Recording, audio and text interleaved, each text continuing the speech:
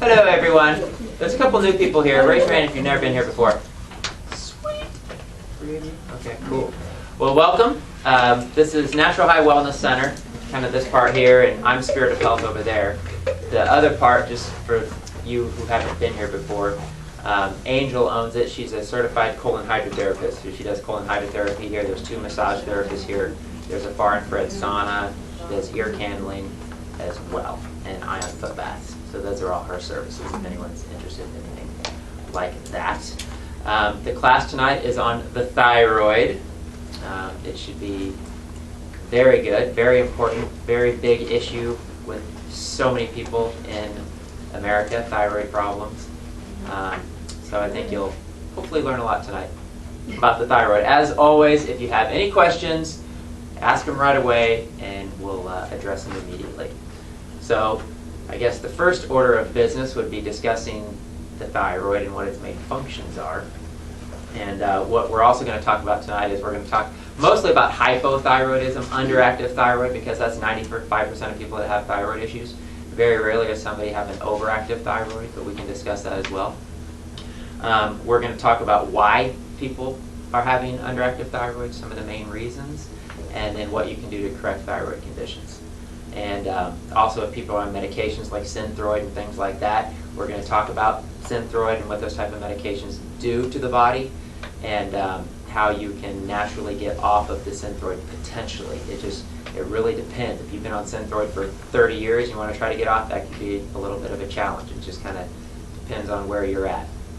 So, first question is the thyroid. What is it? What does it do? What are its main functions?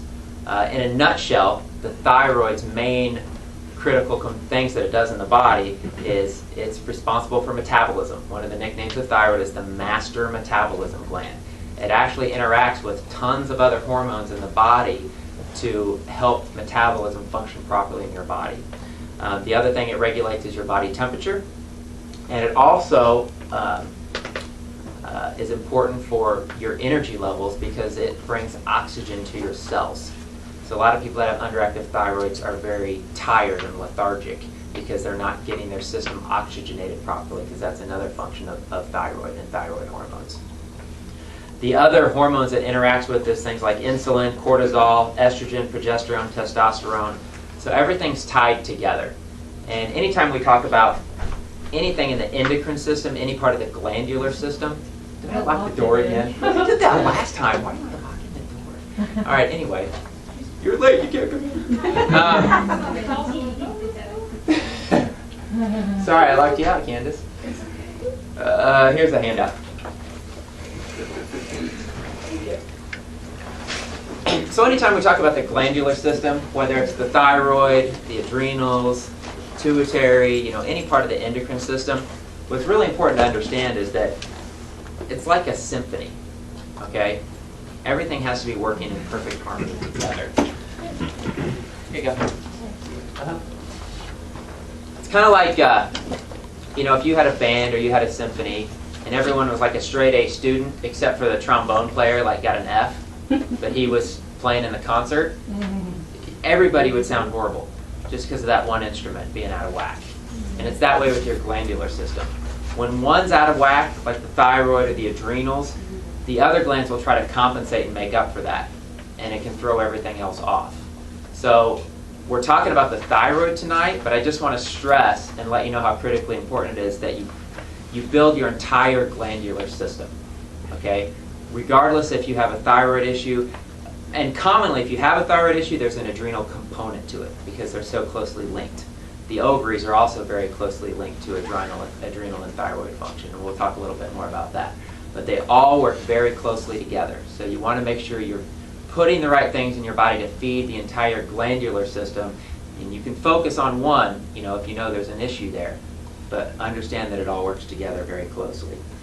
So a lot of people have heard about T3 and T4. Has anybody had like thyroid tests done and like T3, T4 levels checked and things like TSH levels checked and all those types of things? Okay, did anybody find any conclusiveness, or are everybody confused about it, or I'm hypo, my TSH is low. Okay. What was your TSH? As of last Friday, it's 0.2. Okay. What were you going to say, Stephanie?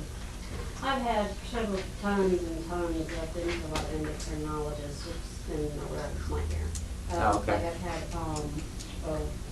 my cortisol off and low, and the THC. I don't remember what they are. Just so many.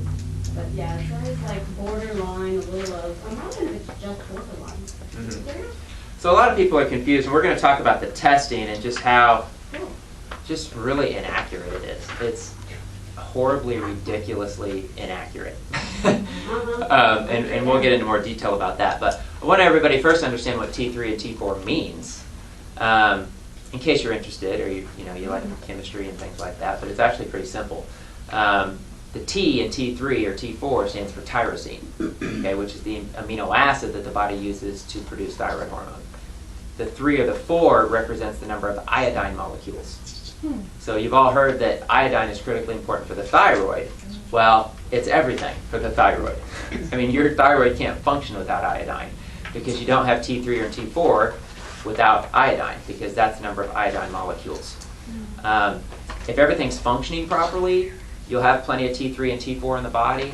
When you don't have enough, the body actually produces T4, which is an active form, and it sends it to the liver, and the liver actually produces and I wanted to say transmutates, but that's not the right word, but basically turns inactive T4 into active T3 hormone, which is the main hormone that your body uses. So I say that to also say that the liver is also critically important for proper thyroid function. Okay? So again, all of these organs are very closely tied together. And that just drives home the point that why in natural medicine we treat the whole person, we treat the whole body. We treat everything going on in the system and not isolate it to one thing and treat symptoms. Because you go into a doctor and he checks XYZ and he says you have thyroid issue, he's going to give you Synthroid or whatever. He's not looking at what's going on with your ovaries or your liver or anything else. So it's always important to treat the whole person. So, any questions about that? Okay, we'll get into a little more detail about the testing and things like that as well. So,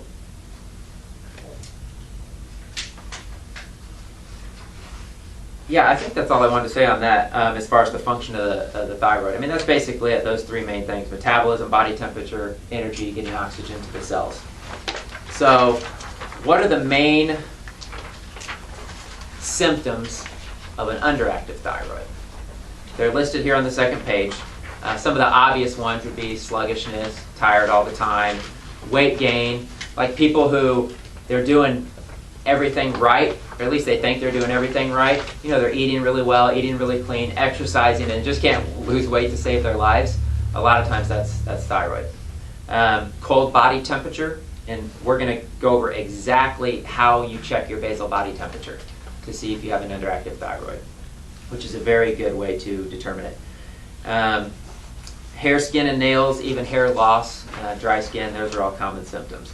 Can also include brain fog, attention deficit disorders, hypoglycemia, which is low blood sugar.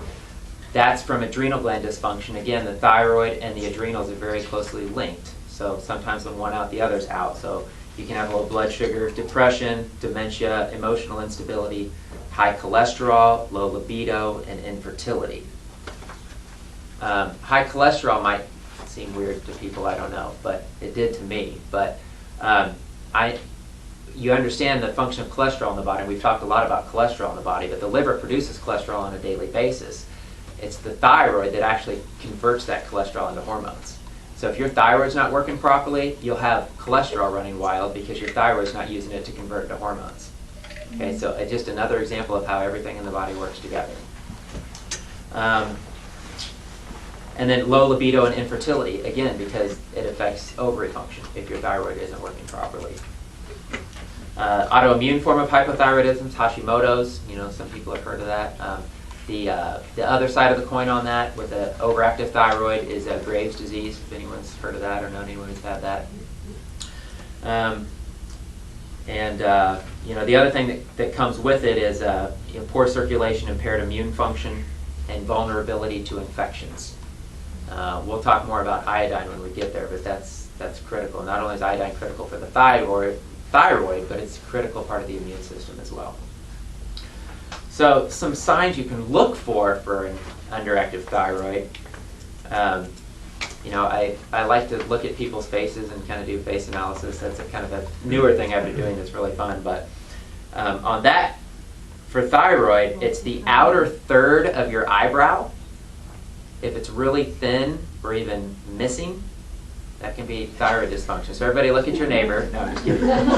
So the other thing is, we talked, last week was kidneys, 2 weeks ago was adrenals. We talked adrenals, we talked about adrenal types, if you guys were here at that class. The thyroid type, they carry their weight in the front, okay? So they carry their weight like in, their legs in the front and, their abdomen in the front.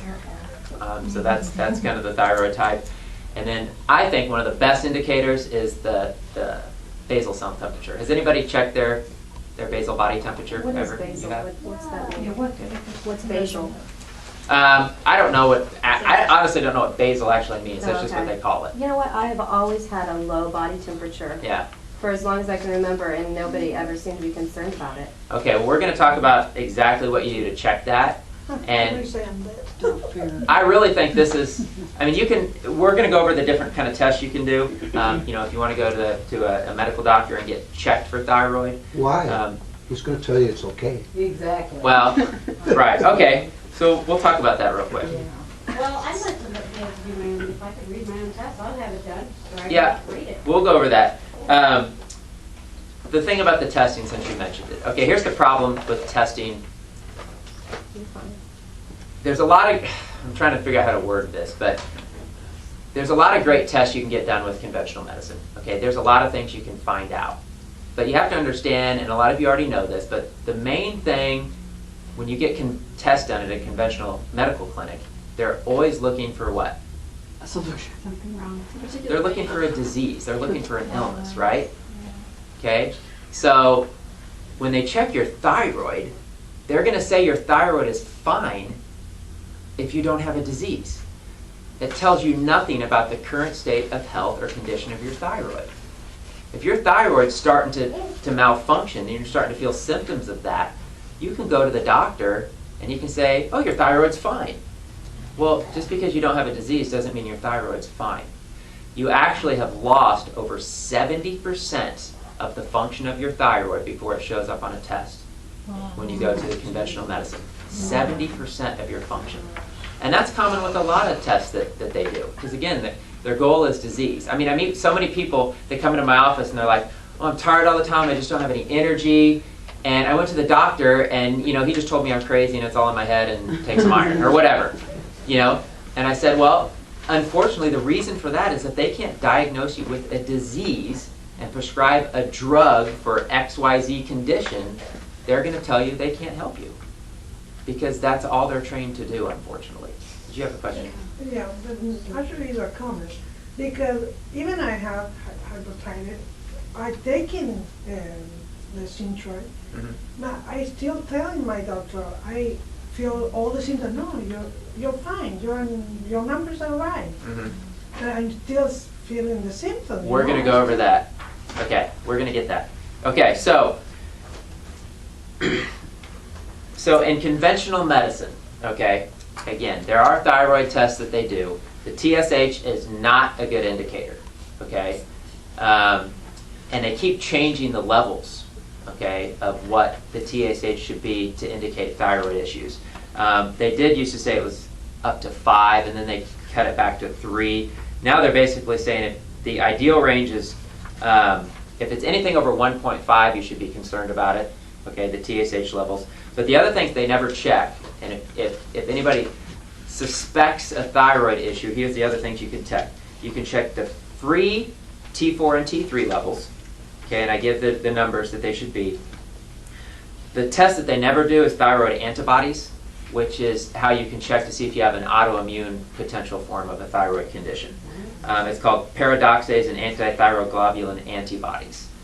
You have to specifically request that test because they don't normally do that. But just keep in mind, even if all these tests come back normal, you could still have a thyroid that's not functioning properly, because again, they're looking for diseases. But these are things that can give you indicators. I seriously think the best test to do is the symptoms and the basal body temperature. So how do you do basal body temperature? You can buy a basal body temperature thermometer. Okay, they're like $10. Okay, but really a normal thermometer will work. It doesn't have to be a special, thermometer. Use any thermometer. You shake it down so it's under 95 degrees. Put it on the side of your bed. Okay, when you wake up in the morning, you put it under your armpit. Okay, lay there relaxed with your eyes closed. Don't move. Okay. You can move a little bit, okay, but you're going to get a more accurate reading if you're not moving around. You don't want to do anything else first. Go to the bathroom, nothing. You just want to wake up, put it under there for 10 minutes. Check the reading, okay, and do that for 4 straight days. Okay, check the temperature. If it's under 97.6 degrees, you have an underactive thyroid. It's really as simple as that. Now we So. just come in and get the biomeridian testing and go, oh. Well, the biomeridian testing checks for imbalances and weaknesses in a certain area or gland. It's not going to necessarily tell you if it's underactive or overactive, or it just tells you that it's out of balance. So it's always good. I think biomeridian is great. I still think that easiest and best indicator is your body temperature. Okay. So Under what temperature? 97.6. And if it's under 97, that's a big time issue. 0.6 degrees in the body is huge. Would it be the same for children? It would be the same for children. Yeah. And you can make the correlation here how an underactive thyroid can be tied to being prone to having infections, because infectious organisms can't survive at higher temperatures. That's why you get a fever when you're sick, or when you have a virus or a cold or a flu or a bacterial infection or something like that, is to kill that infection. So if your body temperature is always low, you're going to be much more prone to infections because your body's not at the right temperature. So some reasons people have underactive thyroids. The big one's probably estrogen dominance. It's in everything. It's in petrochemicals, fuel exhaust. I just saw a crazy movie the other day I'm going to do a big blog about, but it was called Tapped. Has anybody seen that? It's all about the bottled water industry. And it talks about the plastics, the petrochemicals. There's a petrochemical company that makes plastic bottles in Corpus Christi, Texas. The residents of that town where the chemical factory is have over twice the rate of birth defects and over twice the rate of cancer of the average person. And it's because of the plastics. Plastics secrete estrogens, and they affect and disrupt our hormones, and it causes estrogen dominance. The other thing they're finding, and this made me really sad because I used to live in France, but the Seine River, who runs through Paris, they've actually found that 95%, almost all the fish in the Seine River are female.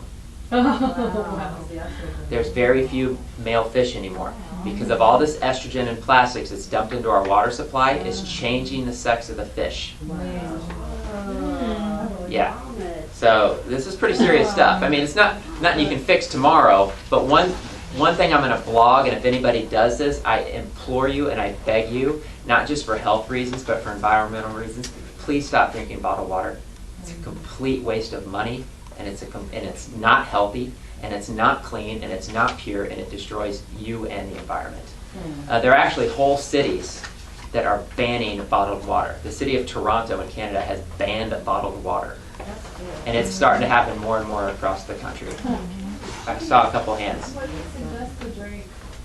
A good purified water, reverse osmosis distilled, but add the minerals back in. Whole Foods has one that you can go to, like down the aisle. That's fine, but you gotta add minerals back in. After class, let me give you my handout on living water, and I'll show you what you can put in your water to create living water. Now you're talking the soft plastic bottles? Right. You're not talking like the hard ones like that one. No, that too. Yeah, Oh, that too? those big ones too. Oh. Yeah. That's where the BPA is, bisphenolase. That's the main estrogenic compound that's in plastics. It's in the number 5 bottles and the number 1 bottles. So, what about, how you Those get your are actually water good. from The one place to Nalgene, another? the Nalgene bottles are actually, when it comes to plastic, like they're the best. They don't leach. They're not estrogenic, nothing. Nalgene? Nalgene. Yeah, Nalgene's the brand name. That's probably Nalgene, right? Oh, I have no idea. It looks like it is. Yes, it is. Well, they don't leach. At Okay. least from what I've heard, the Nalgene actually doesn't leach. I've heard that through multiple sources. And David Wolfe even mentions that. So So if it says BPA free on it, does that mean Right. anything, or is that? yes, Okay. yeah, oh yeah, yeah. You want So- BPA free? Okay, good. Absolutely. Yeah. Okay. So yeah, so sorry, that's just plastic. Okay, there's so many more things that are estrogenic, but herbicides and pesticides and petrochemicals and anything oil-based, you How know, are estrogen? Estrogen is a hormone, right? right? So how is it in oil? It's an estrogen mimicker. Plastic. Oh, It's an okay. estrogen mimicker. Okay, that's what's in pesticides that kill insects. The insects die because it disrupts their endocrine system. Oh. It makes okay. them like implode from the inside out. Okay. Wow. It's estrogen mimickers. So it's not actually the hormone estrogen. They're actually the 300%, so they're like 3 times larger molecule than actual estrogen is. But what it does is it locks up into our hormone receptors and it disrupts our hormones and it allows and it keeps the estrogen that we're producing naturally from getting into our hormone receptors and doing what it's supposed to do. So that's oftentimes why we become estrogen dominant from these things. Okay. So some other ones, antibiotics, chlorine in the water, fluoride in the water, huge connection between fluoride and problems with the thyroid. The thyroid is, I didn't really talk about this, but the thyroid is one of the most negatively charged and vascularized organs, or glands I should say, in the entire body. So it has a heavy blood flow through it, and it has a heavy negative charge. All contaminants, just to make it simple, all contaminants are positively charged. Okay, so all these petrochemicals and synthetic estrogens and all the stuff that's in our body are positively charged, and because the thyroid is so negatively charged, it attracts all these things. Thyroid in Greek means thyros, which means shield. It's a protector of the body. So it bears a lot of burden of these chemicals and toxins in our body. That's why these things disrupt it so much, and we have to be really careful with these things. Mercury, I mentioned the fluoride and chlorine. Selenium deficiency, lack of iodine. Those are the 2 main minerals you need for good thyroid function. Iodine first, selenium second. And then X-rays. Any kind of radiation damage can affect the thyroid. And then I just mentioned a couple of things. If anybody has an overactive thyroid, feel wired all the time, rapid heartbeat, diarrhea, insomnia, the bulging eyes is kind of the clear indicator. Light menstruation, feeling warm, unexplained weight loss. Okay, so any questions on that? I get kind of excited about the plastic, but but yeah, stop drinking bottled water, please. We can talk more about that later. Yes? I want to know, is it hereditary? Okay. My mom has it. Yes. My sister has it. I have a cousin on my mom's side. I think all have thyroid issues. Here's the thing with heredity, okay? From everything I've seen, everything I've studied, every great natural health practitioner that I've listened to, studied, and watched and learned from will tell you that heredity is about 2% of health. 98% is the choices you make every day. Oftentimes, the reason you have it and your mom has it and your brother has it and everybody else has it is because everybody in the family lives the same lifestyle and eats the same foods. Okay? Yep, makes sense. You know? So, yes, genetics plays a role. You know, yes, genetics are passed on from one person to another. However, you're in control of your genetics. Okay? Just because you have something doesn't mean you're guaranteed to have that problem the rest of your life. It's up to you to change those genetics, to change the health of your body. Okay? We always look at genetics as the kind of a negative thing and just accept it because they use that as an excuse in medicine. Oh, it's genetic, there's nothing you can do about it, just take this pill the rest of your life. It's just kind of a get out of my hair, that kind of takes care of your problem thing. You know, and I don't like those kind of excuses. I mean, I believe there's lots of things we can do. So Synthroid, thyroid medications. You know, there's a ton of people on Synthroid. I think it's the #1 selling medication in the country, actually.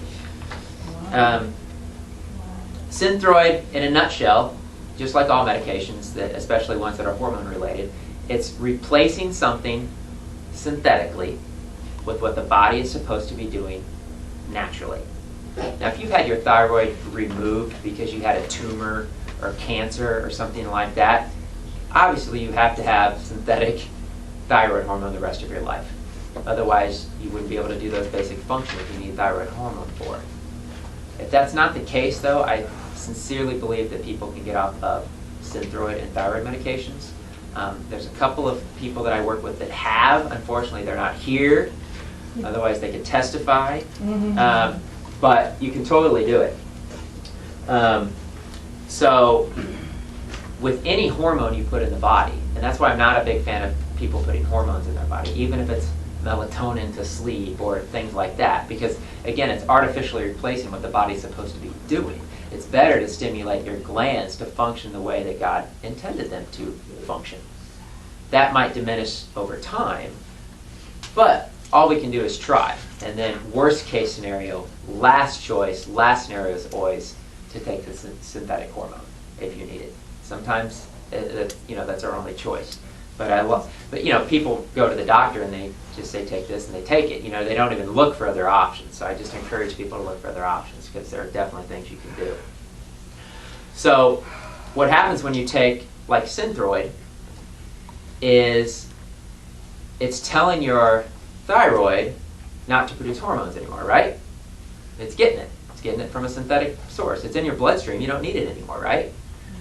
So it causes atrophy of the glands. It causes the glands to shrink. They've done studies, autopsies on people in America versus people in Asian cultures. And as they age, their glands shrink a little bit. And in our country, when we do autopsies, and old people, their glands look like raisins. They completely shrink and they stop producing hormones. Because we destroy our glandular system through our lifestyle, and then on top of it we take hormones that further cause atrophy of the glands. So you can keep your glands functioning well into old age. Atrophy, what was that word? Atrophy? Yeah, what is the definition of that word? Just breaking down. Like you can have muscle atrophy, anything that breaks down. Okay.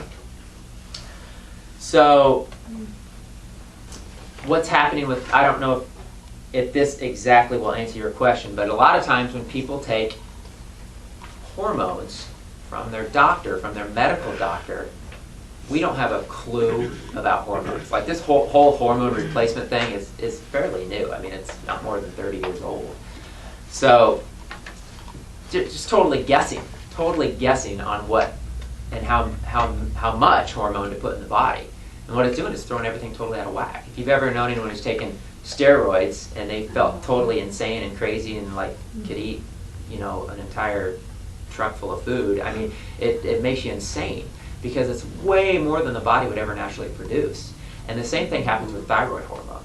So what happens is they sometimes give people Synthroid and they experience all the symptoms of an overactive thyroid because there's too much hormone in the system.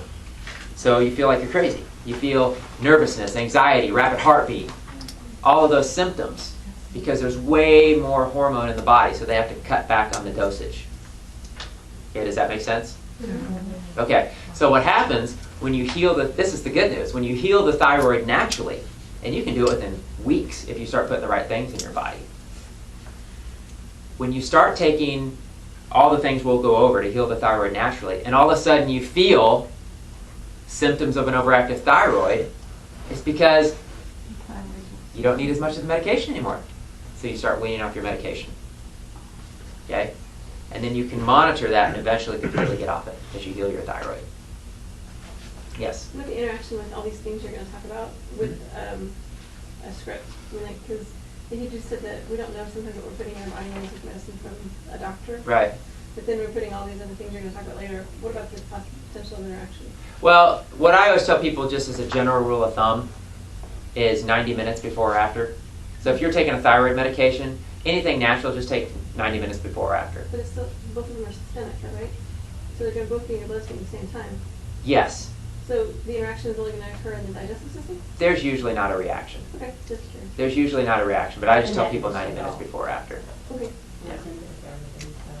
Okay, so does that make sense with the medication and what it does and the symptoms you feel? Has anybody experienced that where they took thyroid medication and felt like all wacky and had to decrease the amount? I have hives from mine. It gives you hives? Uh-huh. Okay. I'm Yeah. trying to get over that right now. Okay. Yeah, so there's other side effects too, but okay, so how to heal an underactive thyroid. You guys know me, most of you. I always start with food, okay?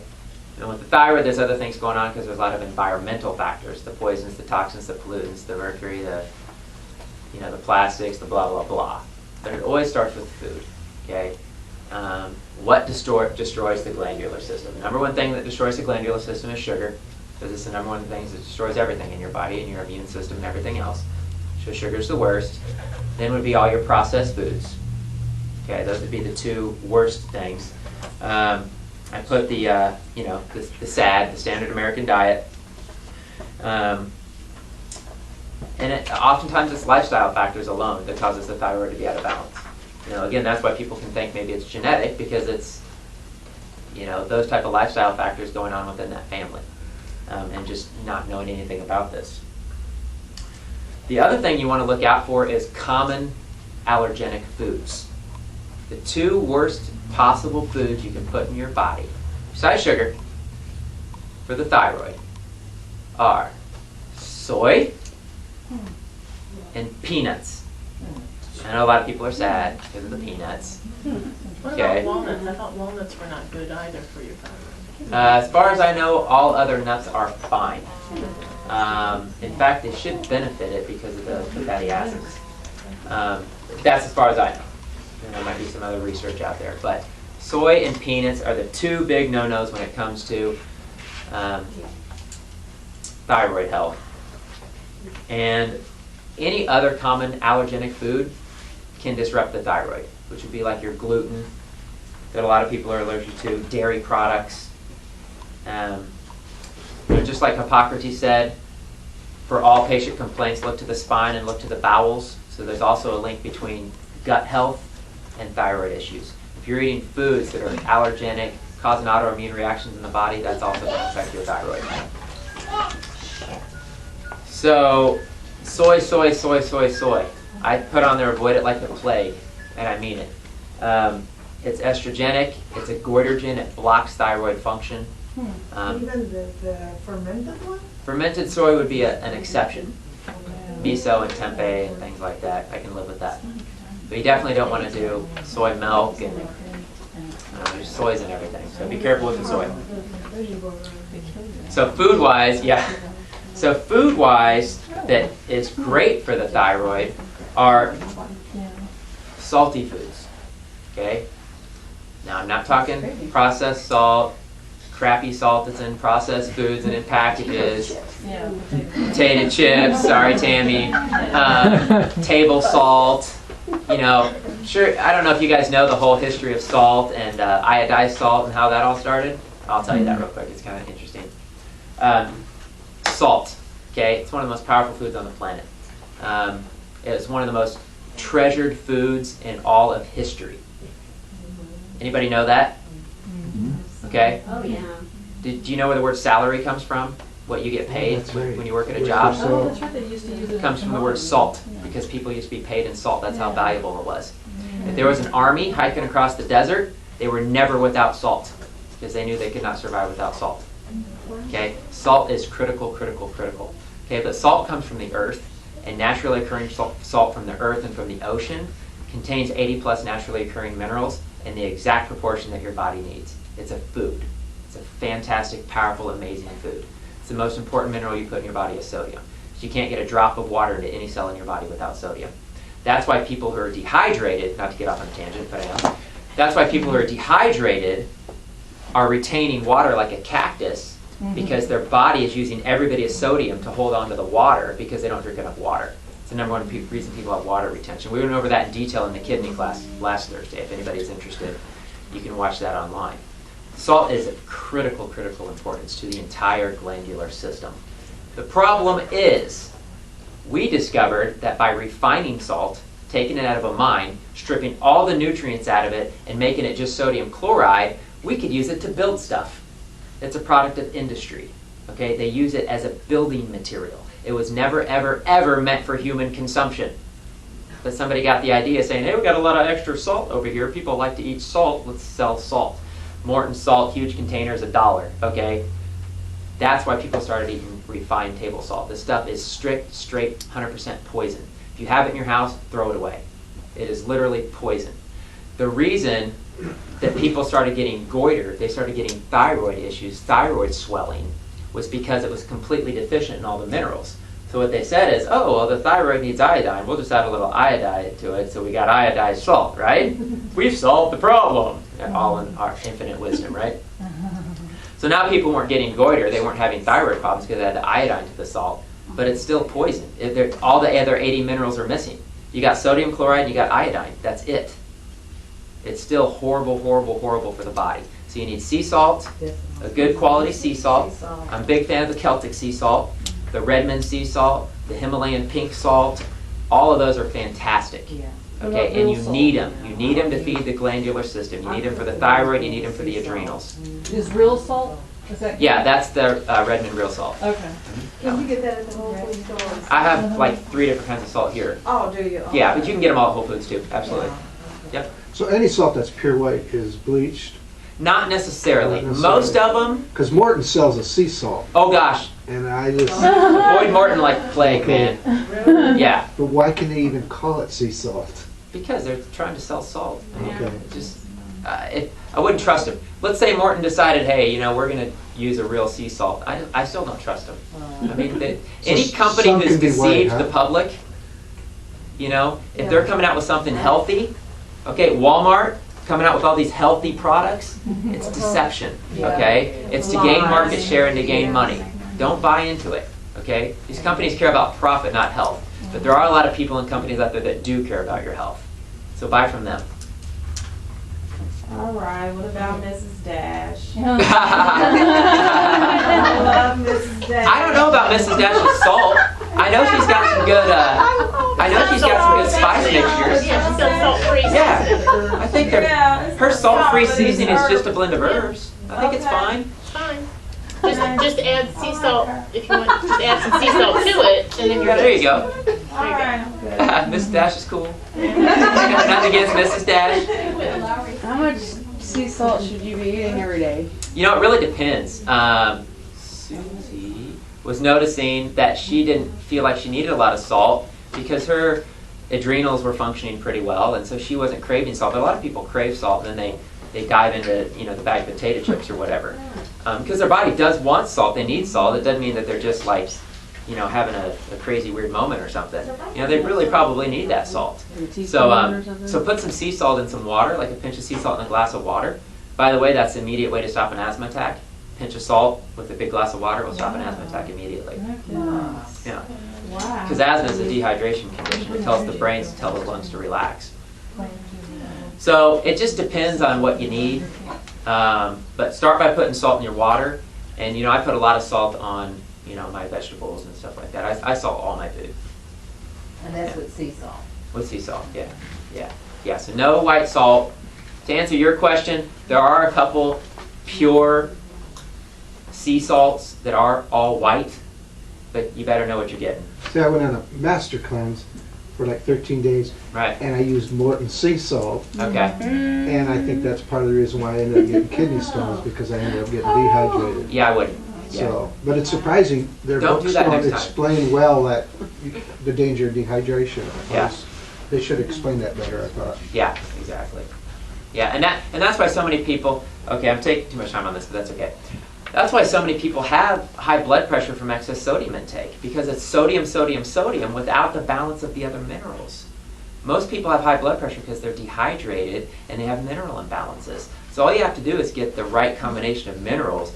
Putting a good sea salt in the water will immediately correct high blood pressure for most people, because they're getting too much sodium, so they're retaining it, and they're not getting the other minerals that counteract and balance that.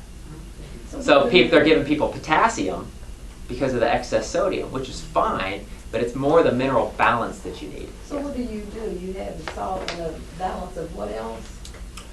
Your 80 plus naturally occurring minerals. Blood pressure? Right, so just minerals in water. Okay. So do you have the minerals here that you Yeah. mix? I can show you how to do that afterwards. Okay. Yeah. So you're gonna do the Because I have minerals high in the blood- water and well, the salt? What's that? Sorry. Go ahead. I was saying that personally, I'm on 3 pills and I don't even want to be on that. And I'm on a blood pressure pill that I don't want to be on. Right. And it's useless to even ask the doctor, is there a natural cure? Because they're going to tell you no.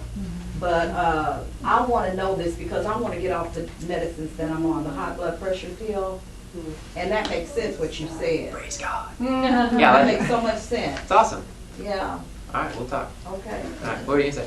So even though you're putting the minerals in the water, you're still gonna put the dash of salt in there? Because the minerals don't have the salt in it? I don't put extra salt in my water. I just use the minerals in my water, but I salt my food because I need the salt for my adrenals, and I crave salt. And it tastes just like salt. It's not, you're not doing anything to use it. I think it tastes a lot better. Sugar. Yeah. Yeah, it does. Actually, I think it tastes better. Yeah. It's real So- fine, it's ground up. You just put it in your salt shaker. Okay, so other foods, we only got to salt. Sea vegetables, because of the iodine content, that would be your kelp, your dulse, your kombu, your nori, your rockweed, your, yes? Sorry, what's the things that a lot of people eat, they actually mess with your thyroid. How do you get off some of them? Some foods, Yeah, they're. goitrogens, Yeah. soy, And I know, peanuts. one of the things is the highest nutrient content edible foods. It's just something they. Okay, yeah, I'm not sure. There's a lot of foods that are You don't goitrogens. remember what. Yeah, there's actually some vegetables too. Were you gonna say something? Kale. Yeah, kale's one. Kale's a goitrogen. There's some Yeah, natural. Yeah. Cabbage, broccoli, Yeah. cauliflower. Cook it. Yeah. Okay? If you steam or cook your vegetables, you don't have to worry about it. And in fact, I really don't think it's a big concern when it comes to vegetables being goitrogenic. It's more the soy and the peanuts. That's why I didn't mention the other vegetables. I don't think it's a big deal. And if you are concerned about it and you have a thyroid condition, just steam them. Don't have to worry about it. All right. So other foods. Raw milk, lean meats, eggs, good fats are critical. Butter. Butter's actually a great food for the thyroid because it's high in vitamin A and vitamin D. It's high in your good fats, your saturated fats, that you've heard me many times talk about how important saturated fats are. Nut butters, nuts, seeds, obviously besides peanuts, coconut, and olive oil and avocado. I'm going to talk more about coconut, so I'll say that avocado, olive oil, yeah, all those good fats are amazing for the whole glandular system. Number 2, electricity. Your thyroid is electric. Every body part in your body is electric, but the thyroid more than any of them, like I said, it's negatively charged and it's very vascularized. So it deals with a lot of the contaminants coming in. So in other words, that's why radiation can throw off the thyroid. X-rays, things like that. A lot of people don't know it, but every time you fly, it's the equivalent of getting 2 X-rays. Really? No kidding. And what you can do is you can get grounded. Okay, I'm totally pumped about all the studies they've done on grounding technologies with adrenal function, cortisol levels, sleep, thyroid function. They've seen people get off of thyroid medication just by grounding, by connecting to the Earth's energy. It offsets all those positively charged contaminants that are hitting our thyroid. So that would be your cell phones, your laptops, all of that EMF, electromagnetic frequency, those waves that bombard the thyroid. Yes? I've been using that grounding thing that whatever pad sheet thing that I got here. And it's really strange. I had so many problems sleeping, and I put it in and I just started like, oh, it makes me really tired. I mean, go figure, and I sleep so much better. It's weird. I don't Yours know working now? what's happening, but it's something. I'm not having the pain that I had 2 months ago, so I'm going to say yes. It's working. Okay, well the grounding pads are awesome. I mean, if It's weird. it's a great investment. I mean, they're a little expensive on the front end. The bed pads are like $140. You can get fitted sheets for like $250. But if you get a bed pad, you're sleeping on the Earth's energy basically for 8 hours a night. okay, which is very healing to the body, reduces pain, inflammation, you're more rested, heals you at night while you're sleeping because that's when your body's healing and repairing anyway. So the grounding pads are a great investment, but specifically for the thyroid, it's one of the best things you can do for your thyroid. So are the grounding pads like an electrical current or something? It's not. It's all it is plugged into the Earth's energy. So you plug it into the third prong hole, the ground wire of a 3-prong outlet. Oh, okay. Okay? 'Cause And I there's thought metal electrical energy fibers. was bad. There's metal fibers woven through the fabric. Uh-huh. So that makes you a conductor of that energy. Okay. So your bare skin has to be touching it is all. I mean, obviously the alternative would be to, take out the floor of your house and just sleep on the ground. You could do that. But no, seriously, they've done a lot of studies because we used to live, eat, sleep, breathe on the earth. We were always on the earth, and now we're completely disconnected from the earth, and they're finding how many health conditions are affected by that. So reconnecting to that Earth's infinite supply of energy is very powerful. Okay, detoxification. So detoxify your thyroid. Heavy metal contaminants, fluoride, chlorine, all these things we've talked about. There's all kinds of great things that detox the thyroid gland. Chlorella is well known to cleanse and detoxify the thyroid. MSM, which is really high in sulfur. Your zeolites, probably the most powerful thing is zeolites to detoxify your body and pull heavy metals out of your body. And zeolites aren't that expensive. I mean, they're like $20, and they pull all heavy metals and contaminants out of your body. So being on zeolites is great. The main things that Japan and Fukushima and anybody worried about the radiation and the nuclear issue is they're taking zeolites and that adia they're putting in that water to neutralize those contaminants. But zeolites is the main thing. Black mica that's on there, that's what's the adia clarity comes from, black mica. Iodine, potassium iodide, and then there's homeopathic products too that cleanse and purge heavy metals out of the body. The two most important minerals, iodine and selenium. But iodine, I can't stress enough. Okay? Thyroid produces hormones, T3 and T4. The 3 and the 4 represents iodine molecules. If you don't have iodine, you can't produce it. Very, very critically important that you get lots of iodine.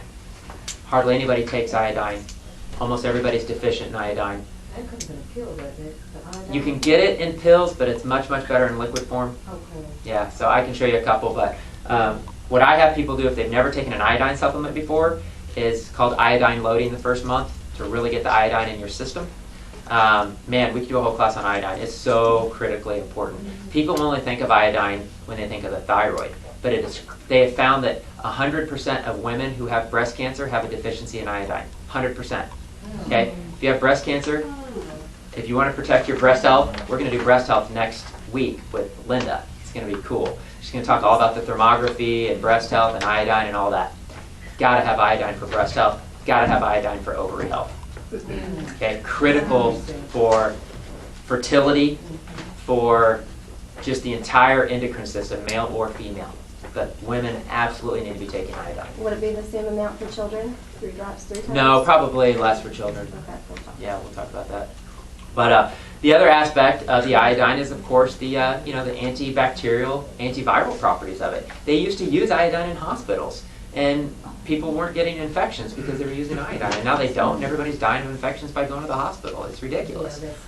Iodine is very powerful for infections. It'll work against MRSA. Nothing works against MRSA. Iodine does. Yeah. It seems funny because it's a poison, ain't it? Yeah, iodine can be toxic at high amounts, absolutely. So you want to make sure you get a safe one. Yeah. Yeah, the one I have, yeah, you would have to drink the whole bottle and you might get sick. But okay. You have to take a lot of iodine to have a toxicity from it. But it's a critical mineral. So is aluminum. So is arsenic. These are all trace amounts of things that are in our body. Okay. Okay, but it has to be in the right proportions. That's why you get it from a natural source. Right. Okay, so selenium's the other one. Selenium's a critical antioxidant. A lot of people with thyroid issues are found to be selenium deficient. You've often heard that Brazil nuts are high in selenium, maybe. Brazil nuts is a great source of selenium. What else? At least. You don't know how much of selenium's in it, so. I'm sorry, what? I just said Brazil nuts are high in selenium. But you can take selenium supplements. I have a whole food-based selenium supplement. Selenium. It's a mineral. Supplement? There's a supplement? I didn't know there was any special supplement. Does Uh, Oh, yeah. does the sea salt have the selenium in it? No. Well, trace amounts. Okay, the sea salt's going to have all of your naturally occurring minerals on it, but trace amounts. So the sea salts, the stuff I give people to put in their water, that should be something that they put in their body every day because it has trace amounts of everything in it. But there's certain minerals that it's good to supplement with because we're deficient in it, because we just know we're deficient in it. I would say those would be things like iodine and magnesium, those kind of things. And then other minerals would be based on any issue or condition or something you might be dealing with, more specific. Does that answer your question? Okay. Seaweeds, like I mentioned, kelp, dulse, bladderwrack, nori, kombucha, wakame. There's all kinds of them at the Is it seaweed possible section. to do really well on certain types of seaweed, but not all? Because I've noticed I do really well on bladderwrack, but I've tried kelp and dulse and don't. Huh. I don't know. I would just say listen to your body and stick with what's working. I put kelp and dulse are best just because they're the highest source of iodine. But, the other ones are great too. The Yeah. coconut, why would it make you, sometimes if I eat coconut, it makes me nauseous. The coconut oil. Why would that be?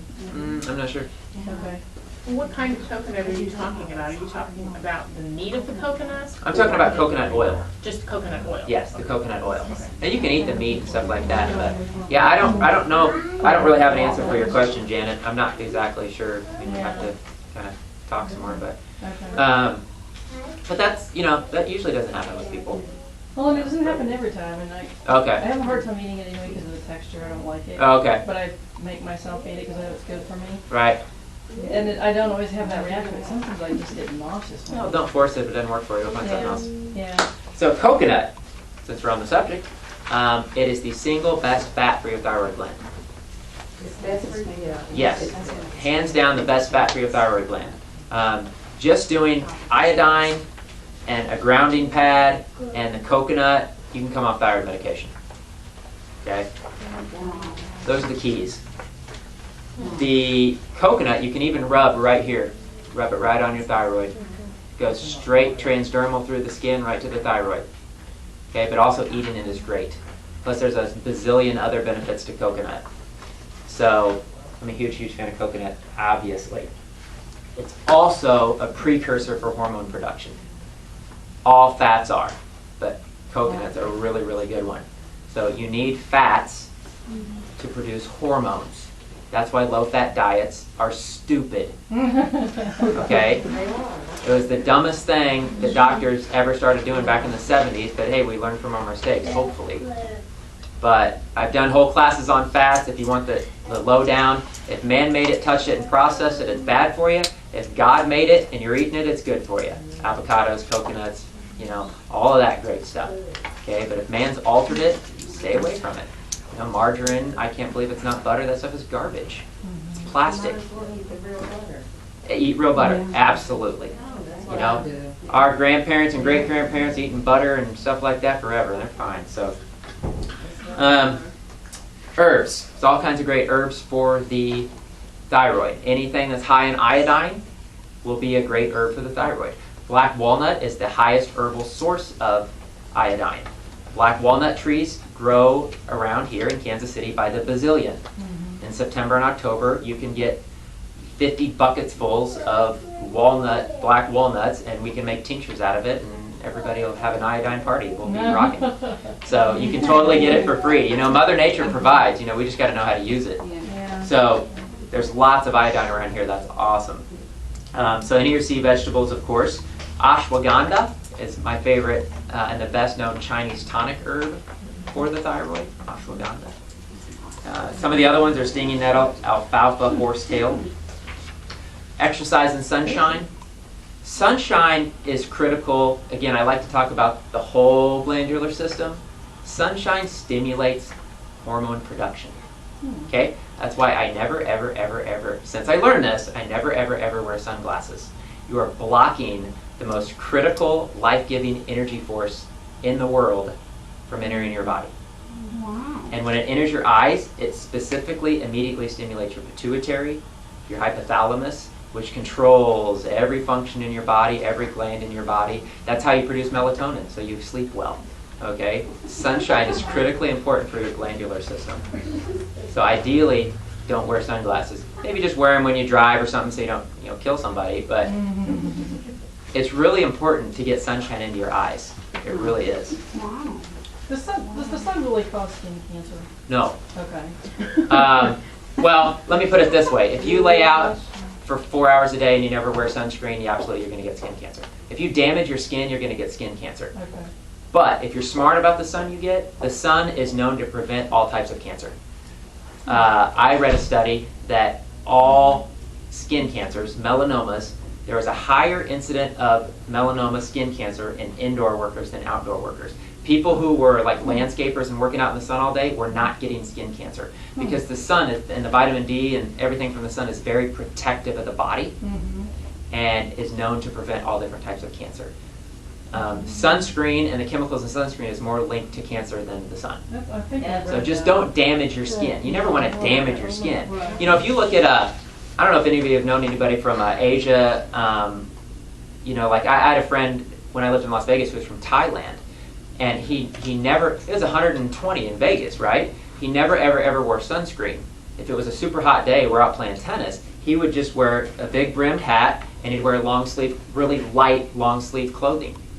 But they understood the importance of the sun, and they understood it was important not to put sunscreen on. Right. So we just have to be more intelligent about it. Yeah, that's what they do in like the Arab countries and stuff. They're not, I'm sure they're not wearing sunscreen. Mm-mm. You know what? That natural astaxanthin that you sell is an internal sunscreen. That's a good point. So coconut's a natural sunscreen. Okay, that's what the islanders used. Really? So you can rub coconut oil on your skin? Absolutely. Huh. If you look at any natural sunscreen, one of the first ingredients is coconut oil every time. Oh, no kidding. The other thing is the It doesn't smell astaxanthin. like Any really potent antioxidant will be protective of the skin as well. So astaxanthin, which is from red algae, if you take astaxanthin on a daily basis, you'll be able to go out in the sun and get more sun exposure without burning. Yes. That's one of the first things I noticed. I'm a very fair-skinned white boy, and I can stay out in the sun longer. Tammy noticed the same thing. Yeah, absolutely. Which is great because you want to get as much sun as you can without getting burned. Astaxanthin. So increasing your antioxidant. The other really powerful antioxidant, chocolate, raw chocolate, okay, raw cacao, one of the highest antioxidant content foods in the world. So chocolate, astaxanthin, clove, super high in antioxidant, those things will protect your body.